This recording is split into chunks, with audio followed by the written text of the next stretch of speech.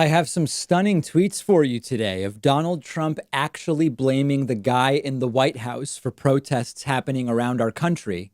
Now, of course, the guy in the White House when Trump was doing this was named Barack Obama, and Trump will never actually take responsibility when it's him. But it is another example of just the blistering hypocrisy. So back in 2014, there were protests in the United States over the killing of black teenager Michael Brown.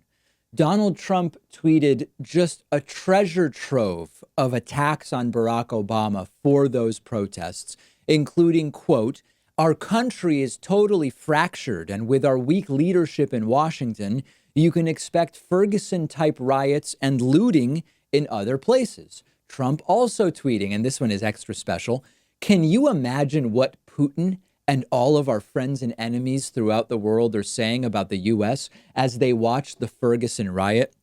Well, imagine what they're saying now as we have a level of unrest that makes what happened around Ferguson look like child's play, while Donald Trump's suggestion is bring in the military to repress protests even more aggressively. What are they saying right now? Well, we know what they're saying.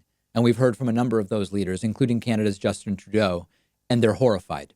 Another Trump tweet, quote, "As China and the rest of the world continue to rip off the U.S. economically, they laugh at us and our president over the riots in Ferguson." Again, what are they doing right now? Now, of course, this time around, when the civil unrest is orders of magnitude bigger than what we had in 2014, it's combined with a 100-year pandemic.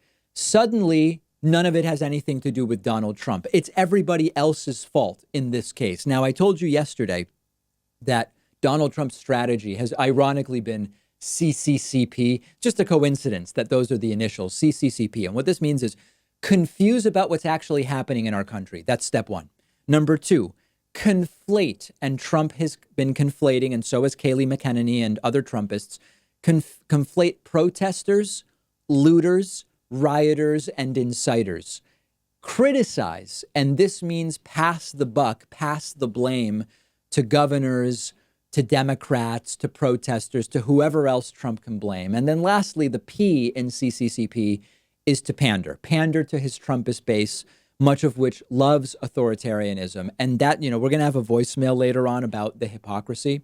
But, all of these people who claim to support Trump and who are owning guns because they fear a tyrannical government will be swept in and they will need their rifles to defend themselves, they are saying very little about the deployment of state national guards, about Donald Trump's threat to deploy federal military assets to states, in contrast or in opposition to what it is that governors are asking for.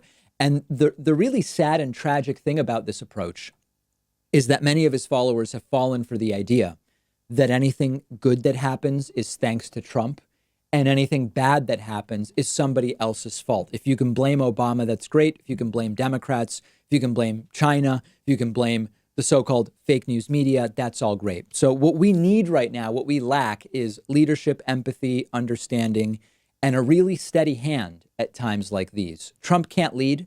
Trump has no empathy. Trump doesn't understand so many things. And he has the opposite of a steady hand. He has a completely erratic hand. Trump is telling cops, don't be too nice. Trump is telling governors, you guys are jerks. Trump is calling the protesters thugs. Trump is conflating Antifa and protesters. And I did want to say one other thing about the blaming of governors. Notice that it is now a regular for Donald Trump, on coronavirus, when it became impossible to defend his failed testing protocol. He said, really, testing is up to the governors in the end. They've got to figure out how to test enough people for coronavirus. It's the same thing now.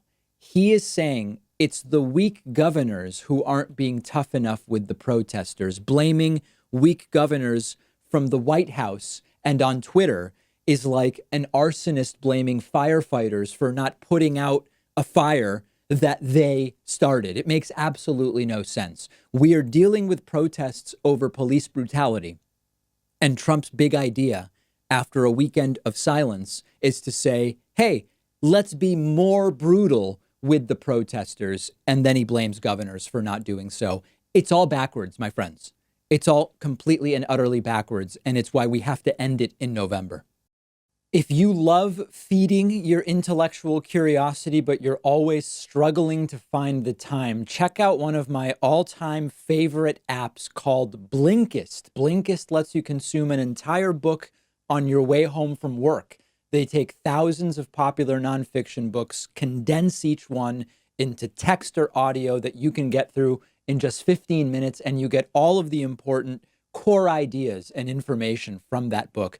It's perfect if you don't have enough time to do all the reading you want to do, or if you just want to sample a book before you buy the entire thing. I recently read A Brief History of Time, of course, by the great Stephen Hawking. This is a book that I have been aware of for so long, and other things got in the way, and it was fantastic to check it out on Blinkist. Blinkist has books on politics, philosophy, science. They have 27 different nonfiction categories, and a subscription is only about $8 a month, and you get the entire library. But you can try it totally free and get 25% off a subscription when you go to Blinkist.com/Pakman. I've put the link right underneath this video.